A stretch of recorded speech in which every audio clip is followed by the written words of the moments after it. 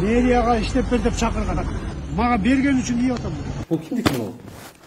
Таанышкан эмессиз бул аудит менен? Кичине допрос кылганда эле сүйлөп атасыңар да. Я знаю. Сиз билбейт экенсиз анда. Мен билем. Сиз толук укпайсызбы? Биз айтып турсун. Кала башчы Айбек Юнушариевдин мекемесинде бөлмөсүндө турабыз. Бүгүн ушул автостоянки жана парковкалар боюнча бир топ көйгөйлөр жаралып келет. Мына ушул маселелерди ачык жана түз өзү менен сүйлөшүүгө мүмкүнчүлүк болду. Ал үчүн сизге ыраазычылык билдиребиз. Өзүңүз ушул Бишкек шаарынын жетекчилигине, башкармалыгына жетекчи болуп келгениңизге 3 айдан ашты. Бул аралыкта сиз өзүңүз жеке мекеменин ичинде ошол парковка жана стоянка боюнча ишканага аудит жүргүзгөнсүз. Ал аудитте так жана даана ачык маалыматтар чыккан. Ал аудитте сиз 18 парковка жана 14 стоянканын төртөөсүндө гана тиешелүү жооп бере турган документтер бар экендиги аныкталды. Анан 2019 жылдан бери бул мэриянын алкагындагы мекемеде иш бүгүнкү күнгө чейин жүрүп келатат. 19 жылдан бери жер кодексинин 25 беренесинде 3 пунктунда так жазылып турат да. Ал жерде колуна тиешелүү документтерди так алмайынча, так кагаздары толукталмайынча иштетүүгө жана ага ээлик кылууга укугу жок деп жер кодексинде жазылып турат. Эми суроодо Бишкек мэриясы анын карамагындагы башкармалыктын болгону төртөөсүндө гана тиешелүү документ болуп атса, эмнеге мыйзам бузуп иштеп келатат, жер кодекстерин, мыйзамдардын кодуну бузуу менен? Кандай көрүнүш бар бизде 18. Бизде болгону мынакей 18 парковка бар экен, 18 парковканын 13 автостоянка бар да. Анан кийин ал жерде биз документ эмес, алардын иштеткен ишмердүүлүгүн айтып атабыз да. Ошол 18 парковкада 1486 машина тура турган жай бар экен да, мүмкүнчүлүк. Анан кийин биз жанакы хронометраж жүргүздүк да. Ошол 1486 орун кандай колдонулуп атат? Ошол бул ал боюнча өзүнчө токтолобуз. Муну жер кодексин даана так бузуп атат да бул жерде. Жок, бизде ошондой маалымат бар. Андай эмес, бул туура эмес. Себеп дегенде бир эле маселе ушул Мадина базарынын жанындагы чыр чыккан. Ошонун негизинде болуп аткан суроолор болсо керек. Ал маселе ушул сотто каралып атат. Азыр соттун чечими менен буюрса ушул парковка стоянканын карамагына чечип бере турган. Себеп дегенде бул муниципал жерлер.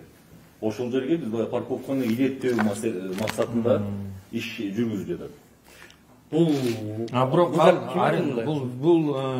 вице-мэр, биринчи вице-мэр Сазыкулов Максат Шекербекович. Сиз ишенимдүү түрдө айтып атасызбы? Жалган деп.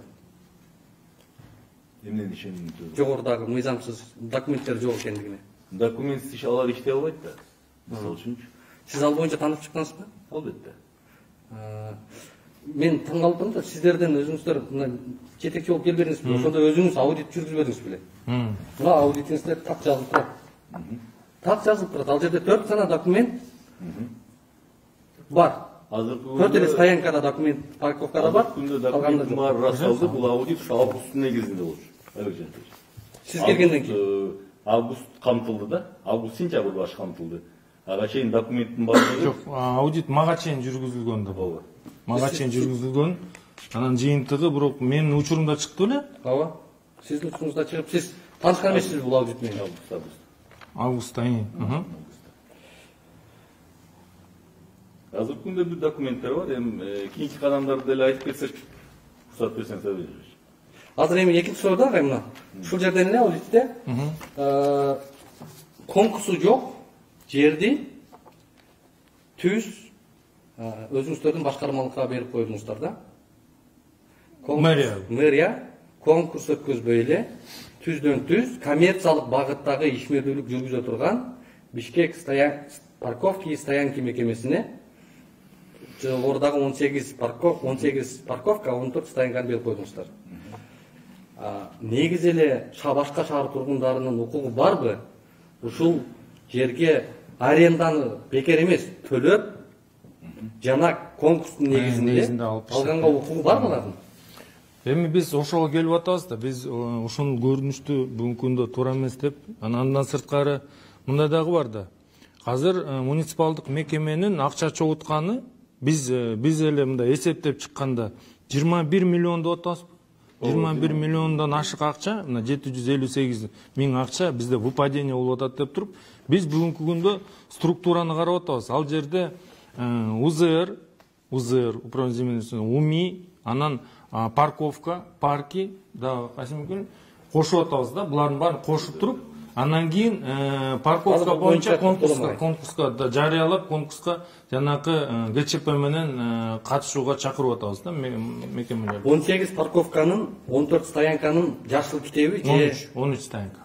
Жашыл китеби, аудитиңизде 14 деп турат да. Жашыл китеби же договор арендасы барбы 18-inde тең? Бул мындай да, бул муниципалдык жер болгон соң, тиги муниципалдык мекеме. Бул биздин өзүбүздүн жерибиз деп койсок болот. Биз только жекече бирөөнө, мисалы үчүн сиз алам десеңиз, сизге конкурс негизинде берсек болот, бош жер болсо.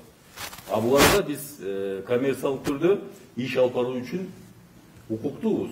Эч кандай конкурс жок эле өзүбүздүн мекемебизге берип атабыз. Биз башка бирөөнө бербейбиз. Оперативный управление берип атабыз. Эми сиздердин уставда четко көрсөтүп турат. Юридикалык мекеме менен физ лицо менен сиздердин коммерциялык багыттагы Бишкек стоянки парковкиңиздер укугу рыночный талаада бирдей. Аларга сиздер мында түздөн-түз анда кызмат абалынан пайдалануу коррупциялык багыт болуп калат го анда. Жок, биз учредитель мэрияда. Ошол да, учредитель мэрия өзүнүн мекемесин гана, конкурсу жок, муниципалдык мекемеде. Бул жер кодексине карайт да, бул жер. Чынбы? Сиздер жер кодекси негизинде билесиздер да бул жер. Жок, бул жерде мындай силер башка нукка буруп атасыңар да. Жок. Мындай да, бул муниципалдык мекеме болсо. Биз муниципалдык жерди муниципалдык мекемеге иштеткенге берип атабыз да. Агайсы бул мыйзамсыз да, жер кодексин. Эмнеге мыйзамсыз? Жер кодексин одоно бузуп атпайбы? Кайсы эме беренесин? Жер кодексинде так көрсөтүлүп турат. Бул муниципалдык жер укугу бар да. Бишкек шаарынын тургундарынын укугу бар да. Сиз көргөзүп ошону Кайсы эмени бузуп атат да? Да, ошону бузуп аткан жерин көргөзүп койсоңуз. Я знаю. Сиз билбейт экенсиз анда. Мен билем. Бул жерде маселе мындай болуп атат, Айбек мырза. Жер кодексинин 8-статьясында так көрсөтүп жазып атат мына жерде. Мэрия өзүнчө ишкана мекеме, бирок жер кодексинен же өкмөттүн токтомунан, Кыргыз өкмөттүн токтомунан ылайык иш алып барасыздар да. Жок, туура. Чечимди өзүңүздөр чыгарасыздар, бирок аларга каршы сиздер иш алып барбайсыздар да, чынбы?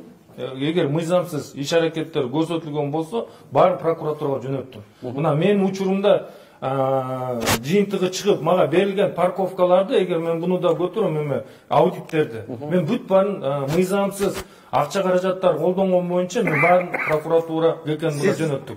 Андан кийин мындай да, бул жерден мен айтарым, силер айтып атасыңар, азыр муниципалдык мекеме парковка башка мекемеде, башка мекеме эмес да, бул деген мэрия учредитель болгондон кийин. Учредитель бул деген мэрия өзү иш алып барган болуп атат да, бир гана ошол мекемени түзүп, ошол аркылуу бул ишти жүргүзүп атат деген сөзгө келип атабыз да, туурабы? Анан кийин мэрия берди ага. Алар иштетип атат. Ошо менен кошо биз 2-3 жылдык ишмердүүлүгүн көрүп, ушул муниципалдык мекеменин биз бир гана нерсени айтып атабыз.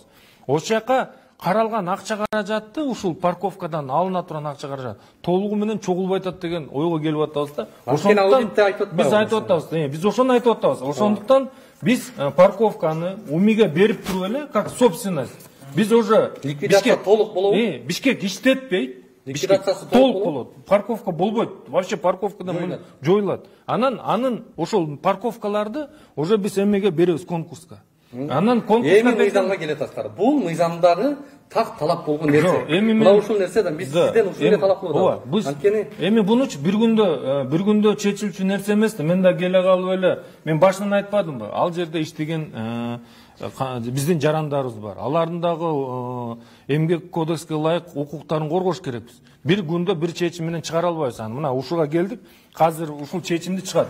Андан сырткары биз коммерциялык багытта иш жүргүзбөйт алар. Жок. только биз эмени собственностьты беребиз да, туурабы? Биз өзүбүз беребиз дагы өзүбүздүн ошол требование коебуз. Управлять этип. Требование бизе канча акча каражат бизге чогултуп бериш керек. Эми суроо Анан да бир жолу кошуп кетейин, ал жерде бир норма бар. Азыр биз деген айтып атпайбызбы? Кайта баарын бөлүп жарбай, азыр ГЧП деген сөз бар, государственно-частное партнерство деген негизинде Минэкономдо уже каралып, буйругу чыктыбы азыр? Качан? Каралып атышат. Бул жумада, 2 жумада чыгып атат го. Биз бердик аларга, уже кагаздарды берип, анан кийин тендерге жарыялайбыз. Через аукцион. Через аукцион беребиз да тендер, да, эми аукцион тендер. Мына жерде сиздерде аудитте айтып атат да, 2 миллионго жакын ущерб бар. 17 миллиондон ашык субсидия алыптыр. Ошо сиздер коммерциялык багытта бюджетке акча түшүрөт деген мекемеңиздер тескерисинче иштеп атат. Туура. Казынага одоно зыян келтирип атат. Бул жерде мына аудитти сиз окуп чыккансыздар. Ошол дагы мыйзамсыз маселелер боюнча келдик да сизге. Анан мына эме боюнча кече жакында сиз дайындадыңыз ошол жетекчини. Бишкек парковки стоянкинин директорун. Ошол директор келгенден кийин митингге чыгышты, кече көрдүңүз. 5000 сомдон талап кылып атат деп. Андан сырткары мурда митингге чыгышты, 2 жылдан бери биз айлык ала элекпиз депчи. Анан 2 жылдан бери бизге айлык бербей атасыңар деп парковщиктер митинг кылды. Мен 2 жыл зарплата албаган мен маалыматым жок экен, бир гана жанагы акча чогултуп атат деген маалымат келди. Бизге канча күн болду? 2 күн болду. 2-3 күндө толук аягына чыгылайын. Ошол жерде 2 жылдан бери айлык ала элек экен да парковщиктер. 2 жыл ойлоп көрсөң, 2 жыл айлык албаган киши аны унчукпай отура берет. Ошо митингге чыгышкан да. Анан ошол жерден азыр толук берип алайын. 187 парковщик, 42 стоянщик бар экен Бишкекте, ошо сиздердин карамактагы мекеменин карамагында. Ошолордуку болжолду 127 кишинин 2 жылдык зарплатасы 60 миллион тегерегинде каражат болот экен да. Аны ким айтты сизге? Анткени улуттук статкомдун Сага эметпеңиз, ал сиз аудитте турат. Аудитте 87 киши. Юридикалык документтерди жакшы билет экенсиз мындай. Ал жерчи сиз до конца түшүнсөңүз болмок да. До конца түшүнүп келдим ошо. Мен сизге түшүндүрмөй. Сиз толук укпайсызбы? Биз айтып турсун. 87 киши мына жерде парковщик бар деп сиздердин өзүңүздөрдүн сиз окуп чыккан аудитте жазып атат. 87 киши парковщик бар деди. Плюс 14 стоянканын 3төн сме менен мыйзам боюнча. Bir gün иштеп 2 күн бош болуш керек, суткада иштеген. Стоянкада 24 саат бою иштейт. Ошондо 3төн болгондо 42 киши болот. 42ге 85ти кошкондо 127 киши болот. 127 кишинин 2 жылдык зарплатасы улуттук статкомдун орточо Бишкек шаарындагы зарплатанын эсеби менен алганда 20 000 сом. 20 000 сомду 27ге көбөйткөндө 60 миллион сом акча болот да. Ошол 60 миллион сом каражат берип бердиңиздерби? Мен жооп берип койдум. Так, сиз жана нормативтерин жакшыраак окуп алсаңыз болот экен. Парковщиктер алар акча албайт. Бүгүн бекер бул жак парковка. Суббота воскресенье өзү бербегиле деген чекти. Анан биз иштеп атабыз, эми нанга чак иштелиби, ашып отура беребиз. Сиздерге айлык берилбейби? Айлык жок да. Айлык жок. Бирден Станцияңыз берсе? 20 сом алсак, Чек бересизби? Чек бересизби? чекти суббота воскресенье чек калды. Аты жөнүңүз кандай беке? Тагаев Алдыманов. Сиз мэрияда иштейсизби жана тазалыкта? Эмеде? Мэрияда. Парковкада. Мэрияда парковкада иштейм. Биздин сектор бар. Кимдерге бересиздер ал? Кимдерге доля бересиздер? Бу жерде болот деген бала бар, Искендер деген бала бар. Бересиңер деди, фалан келип айтты, мен генеральный директоруңермин деп айтып. Ошондон кийин берип баштадык. Это наемные работники, которые парковкадан план төгүп берет, пландан тышкарысы булардын акчасы. Бул жерде акча албайт алар, Акча алынбайт. Айлык алынбайт. Анан кийин 60 миллион сом деп сиз элге туура маалымат бериңиз, андай эмес. Алар парковщиктер наемный. Күнүгө ставкасы бар өзү, мисалы үчүн канча машина место болсо ошону санайт дагы. Хронометраж менен төлөп берет. 500 сом болот, кээ бир жерлер 800 сом. План толтуруу да мындайча айтканда. Пландан тышкарысы өзүнүкү. Эми встречный суроо ушул жерден сизге.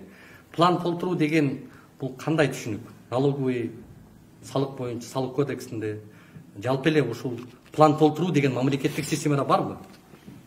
План толтуруу деген мамлекеттик системаны билбейм. Бар бекен жок бекен. Анда сиз окуп албадыңызбы деп атпайсызбы мени? Жок, сиз туура бериңиз да суроонучу. план толтуруу деген Бишкек парковка стоянка деген бар. Мисалы үчүн 2000 машинаныкын күнүгө берип туруш керек. Мынча кирет, мынча чыгат. Мейли. Ошол болгону. жана жилеттер гана. Кече мен Мадинага бардым, жилеттер. Мадинага бардым. Барсаң, жөн эле киши вообще барыптыр, колуна азыр алып келет. Налоговыйдын квитанциясын колуна берип койгон. И көчөдөгү эле бирөөгө жилет кийгизип койгон. Бул деген кандай түшүнүк сол? Алар деген мошенниктер. Кайсы жактан келдиңиз бекен? Бишкектен Жок, кайсы мекемеден келдиңиздер? мэрияга иштеп бер деп чакырган. Ошол келди. Mo форманы чечиңиз бекен. Вообще сиз жөн эле келип форманы кие бересиздер, mo форманы. Мага берген үчүн кийип атам. Жок, бул жерден вообще мындай бир мыйзам талаптарына жооп берген нерселер менен иштешиңиздер керек да. Я, Эч нерсе жок эле келдиңизби? Квитанция барбы? квитанция берген. Кана квитанцияңыз?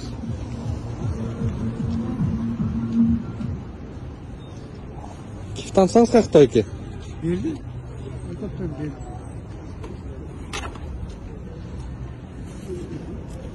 А буну канча штук берди сизге?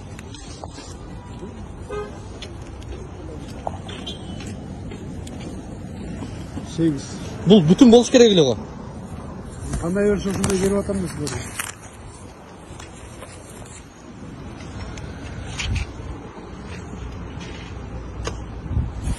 О, бүтүн болуш керек эле. Числосы кандай? 13-12-2021. Бардыгы число ушундайбы?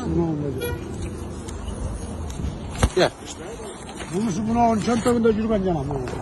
Жок, силер эме азыр мындай кишини допрос кылгандай эле сүйлөп атасыңар да. Жок, допрос кичине мындай сүйлөшөбү, бири-бирибизге. Ошондой болуп койбойт. Мына сиз айтып аткан мошенниктер деген ушул. Бул кимдики бул? Бул мошенник. Бул мошенниктердики. Мадина базарында биздин БСК Бул турган. кимдики бул? Мен сизге айтып атам, Мадина базары ал сот. Жок, форма кимдики? Форма билбейм. Кимдики? Форманы билбейт, вице-мэр бул. Сот болот. Могу элемент. Бизге айтты, булар Бишкек мэриясында иштейбиз деди мыналар. Мошенниктер керек болсо милициянын формасын кийип жүрөт. Анан мага ошо Бишкек парковка и стоянканын директору чалды. Силер биздин формаларды алып кетип атасыңар, мен прокуратураданмын деди. Анан эле аты жөнүңүз ким десем, мен прокуратурадан эмес, мэрияданмын деп. Энди записи бар да. Анан муну кимдики муну? Эгер мошенниктердики болсо квитанция кимге берилди? Балким мошенниктердики, балким мэрияныкы. Мэрия мошенник бул ишмердин кылбадыбы? Кимдики бул? Хорошо, мы разберемся да. Так, мына ушундай болуп атпайбы, Айбек мырза? Ушундай биз сизден А бул кимден алып атасыңар? мен ошо көчөдөгү эле Ошолор жана бергендер. анан форманы чеч дедим, сен бер муну мэрге алып барып берели биз. Силер мошенниктенсиңер. Дедик, алар мэриянын немесин кийип Мен алып. сураныш кылат элем, ошонун сүрөттөрү да барбы? Видеосу бар, Сүрөттөр менен эмеге видеосу бар. биз тиешелүү укук коргоо органдарга да жиберелик да. Анан эми кассовый аппарат деген налоговый салык кодексинин 109 беренесинде коммерциялык жана кызмат көрсөтүү акылары строго кассовый аппарат менен ККМ менен иштеши керек дейт да. Налоговый нормада ушундай кодексте. Эмнеге сиздер ал 87 киши плюс жана 42 стоянщик, жалпы 127 киши мыйзамсыз алар трудовой кодексти бузуп атат. Трудовой кодекстин негизинде иштебей атат. Ошончо сиздердин астыңыздарга митинг чыгып атат, 2 жылдан бери айлыкты бергиле депчи. Эми аларды эмнеге тартипке Жок, салбайт? мен мындай да, мен бир нерсени түшүнбөй атам да, мына 2,5 жыл деп атасың, 2,5 жыл эме зарплата албай иштеген киши учукпай жүрсө кандай түшүнсө болот? Сиздин 2,5 айтып атат. Жок, 2,5 жыл кантип киши жүрө алат зарплата албай? Митингге чыкпадыбы? Ошону сурадыңызбы, сиз териштирдиңизби? Жок, ошону мен сураганда силерден Митингге чыкканда сураган жоксуз. Мен 2,5 жыл зарплата албаганын мен билбей эткем. Митингге чыкканды көрдүңүздөрбү ошо жерде? Түшүндүрүп берип кетейин, да бир. Ал кишилер зарплата албайт. Алар келишим түрдө деп түшүндүрбөдүм жаңы эле. Сиз бул маселеге кайра кайрылып атасыз. Жок. Мамлекеттик мекемеде келишим деген болбойт да, план толтуруу деген система жок экенин айтып атпайсызбы сиз өзүңүз? Эмнеге жок? Барбы? Мамлекеттик кызматкер план толтуруу менен иштейт. Муниципалдык мамлекет. Бул эми хозяйственный иш да. Парковка стоянки, мынакей 1,5 местасы бар экен, ошого план толтурат да. Аларга айлык, алар кантип айлык алат аны? Мына квитанцияны налоговыйда отчет учет бар да, мына. Айбек мырза, могу жерде налоговыйда отчет учет бар. Бул жарым болбош керек, бул узун болуш керек, бирөө болуш керек. Жарымын бөлүп айдоп чыга берет. Жарымы азыр алдан ачып келет. териш керек биз алдагы эме законну жана мыйзамсыз бирөө окшоштуруп жазып алгам. Азыр эми жаңы заманбап техникалар бар, ар кайсынын баарын чыгарып алат да. Мага Бишкек парковка и стоянки деген мекеме чалды. Тура дейби? Биздин жилеттерди анан квитанцияларды алып кетип Отчетность дейт, значит, могу печать жарымы үзүлсө, значит, буягы уландысы бар да. Уландысы бул налоговыйга кетет, жарымы отчетко калат. Демек, буну да бузуп атат. Жок, азырге ошо айырып туруп берди да жарымы. Жок, жөнтөгүдөн болгон нерсесин алып атат. Адамдарга антип берип атат, мынтип эле колдонгон. Демек, булар бир чекти 50 сомго сатып атат. Даяр көрүнүппү. Баарын ошондой болот. Даярдап койгон. Бир чекти 2 адамга берип атат. Мошенник меселе мэриянын эле мекемеси, мошенник эмес, кантип эле мошенник болот. Бул көрсөтүлгөн жагдайлар боюнча давайте мага бүгүнкүдөн калтырбай эме киргизгиле кагазды. Жарайт. Служебный записканы киргизгиле да эме могу аудитти көтөргүлө каяка кеткен каралды эле укук коргоо органдарга жиберилгени боюнча. Нумерация ошолорду бизге калтырып берсе, ошонун баарын азыр карап чыккыла да бир эмесин калтырып койгулан да, бир эмесин. Бир калтырып туруп, изилдеп чыгып туруп, анан кийин тиешелүү жемени жыйынтыгы боюнча бергиле мага. Айбек мырза, бул жерде маселе болуп атат. Биз сизден үмүтүбүз чоң. Шаарга жаңы өзгөртүүлөрдү, шаарга бардык мыйзам нормаларына ылайыктап иш алып барат деген мүмкүнчүлүктөрдү өтүнүп сизден үмүт кылып атабыз. Анан эгер мени калп десеңиздер, чогуу чыгып келели экөөбүз. Мен даярмын. Мен сизге кайсы жерде мыйзамсыз парковкалар турат? Документи жок. Жана сизге 18 парковка. Жетишесизби жана, давайте как раз эмеге бараткан жерде. Ош базарда эле турат. Ош базардан жакыныраак. Анан тиги Мадинада дагы мыйзамсыз турат жерлер. Ошол жерлерди өзүңүз эми контролдоп, иштебеген вице-мэрлерди камчылап жакшыраак, катуураак талап кылышыңыз керек. Мен мына сер аркылуу